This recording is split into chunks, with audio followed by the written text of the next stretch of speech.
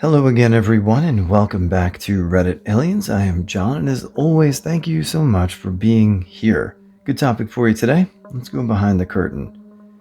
What is the creepiest thing that you don't talk about in your profession? Please remember to like, share, and subscribe. I'm a mailman, and sometimes people's houses just creep me out. Sometimes you walk up to a really rundown place with their mailbox hanging sideways, and you just get a bad feeling like bad things happen here. It's also creepy how bad some people's houses smell, and I can smell that shit from outside. If you're a hoarder with 20 cats, I can smell all the cat piss and sweet, rotting smell as soon as I go up your walkway. Also, delivering mail to sketchy businesses that are clearly fronts for something else is never really fun. It can make you pretty uneasy. In the work comp insurance industry, each body part has a predetermined monetary value. So if you lost, say, a thumb or a foot on the job, they just check their price list and cut a check. Sometimes there are different values for the same body part depending on if the part that was lost came from your dominant hand or side. Another fun fact is that it can be cheaper to insure roofers who work on 5 to 10 plus story jobs than those that work on lower structures. Because the insurance companies figure in the event of a fall, they'll only have to cut a simple check for a preset death benefit for the high-rise workers. It's when someone falls from just a couple stories that lead to years of expensive medical treatments and disability payments since they're much more likely to survive. I've always found it a little bit creepy how easily our lives and body parts can be reduced to just a few numbers and dollar signs. I run pools. We make sure our swimming instructors have good training in spotting the signs of child abuse because we see so much more of your kid's body than most other folks in their lives. Bathing suits don't do much to cover up suspicious bruising. Honestly, the fact that most stuff we deal with causes cancer. Generally, you can be quite safe as a chemist, but it's the long-term exposure that's an issue. Being somewhat not safe over time causes lots of issues. Sure, you always hear of someone who got a liter of solvent to the face or got a toxic powder on their arm and were fine. But it's the sum of all of your exposures, not the day-to-day stuff that kills you. Be smart and be safe. Wear gloves, wear a lab coat, and don't breathe anything in. And work in a fume hood with everything. The amount of dead bodies you have to deal with or walk in on, property management for 5 communities with 2,400 people, 95% college students, 60% of those in high-stress, high-octane majors. I've walked into 4 suicides in 5 months, and these have been people I've gotten to know, toured, worked with to cater to interests. I couldn't imagine it was going to be like this, but I probably should have. I don't know how to fix any of it, but it makes for a hard time now and again. Don't want to walk in on anyone who's lost their life by their own actions or by natural causes or by someone else, but it's especially tragic when someone's young, so sorry. The fact that human organs are shipped like regular packages at FedEx, I see them almost every day. It's most of a company called CryoLife, I think. It's for organ donation, but we are very professional and careful with these packages in particular for obvious reasons. I work for a company that, amongst other services, provides carpet cleaning, vacuuming, is one of the easiest corners for janitorial providers to cut, so it rarely ever gets done to adequate levels.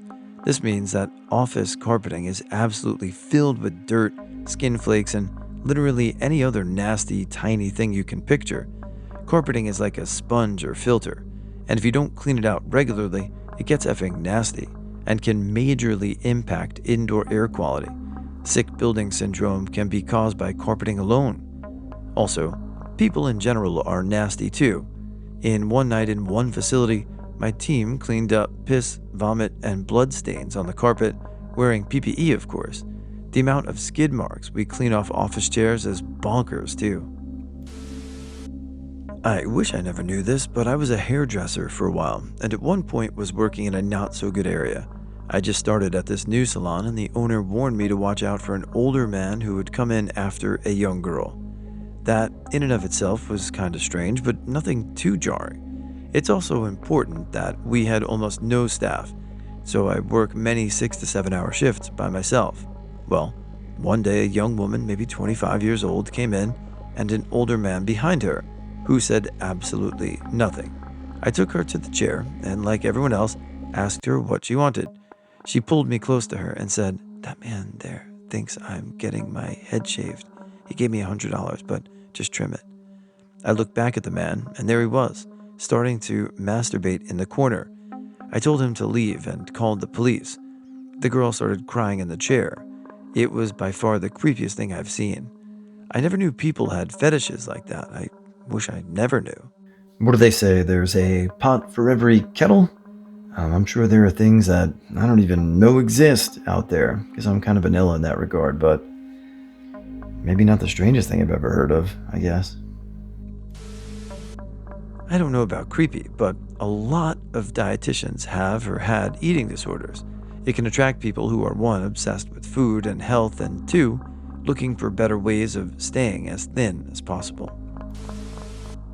As a teacher, we know, but don't talk about it, how many of our kids have very effed up lives. We know which kids have emotionally abusive siblings. We know which kids have no friends.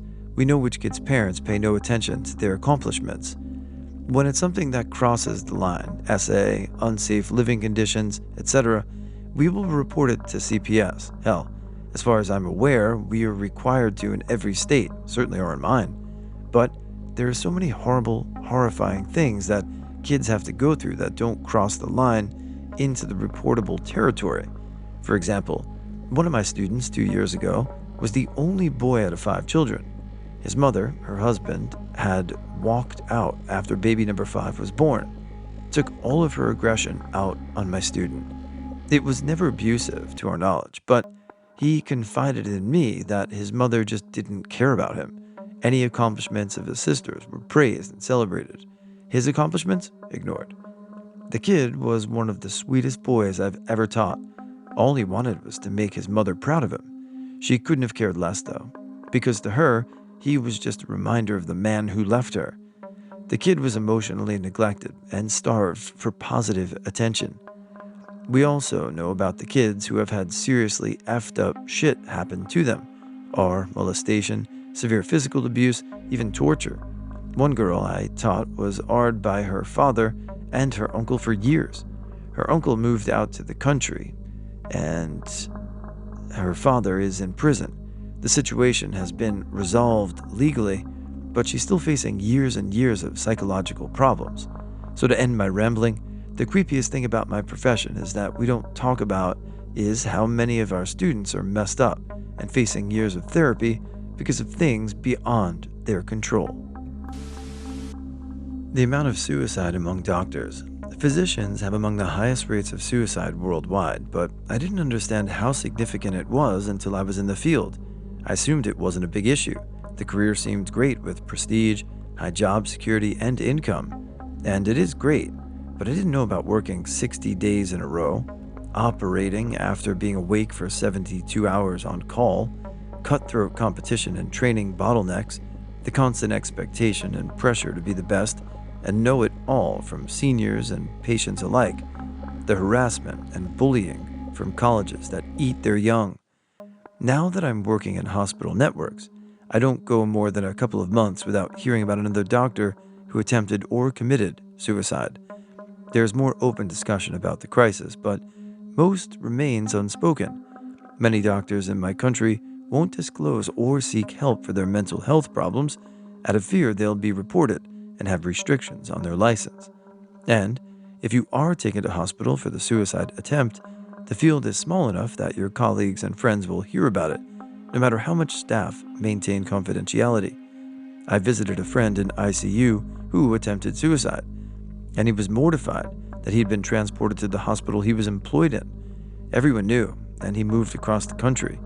And you hear about funerals for an untimely passing of a 30-something-year-old doctor, while nobody talks about how or why they died.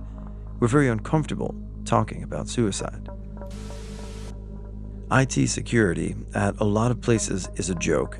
You'd be horrified how at some high-profile, hold a lot of your personal data, there isn't really an emphasis on security. Sure, they do just enough, but it's more aimed at protecting their image and whatnot than your data. Well, with the constant breaches of security throughout all these different companies across all different branches and companies and businesses, that doesn't surprise me in the slightest bit, so. It's just our data, who cares? The smell of burning human flesh. I'm an industrial welder and occasionally have a molten blob of steel land on exposed skin. We don't mention it outside of work because of obvious reasons. Not really creepy, but I work at a wood shop, and it is an absolute OSHA disaster. Safety guidelines are rarely, if ever, enforced, and corners are cut constantly to get stuff built on time. I'm talking fire extinguishers buried behind scrap wood and other things. Almost zero use of safety equipment, and just a general disregard for what should be standard practice. Really, the only reason injuries are rare is because the vast majority of people who work here are experienced and know their shit. A small percentage of people getting tattooed have HIV, AIDS, hepatitis, etc., and they're not always honest on their release forms. I was taught to always treat every client as if they have hepatitis C, so everyone gets the same precautions, safety measures, and equipment sterilization. It's tough though, because we'll have sketchy people that probably use drugs or come in wanting their house party tattoo fixed, and we have no idea if they were sharing them service or needles. We either make a judgment and deny the service, or treat them like everyone else and use precaution. I've only had one person be honest and tell me they had HIV while they were filling out their paperwork.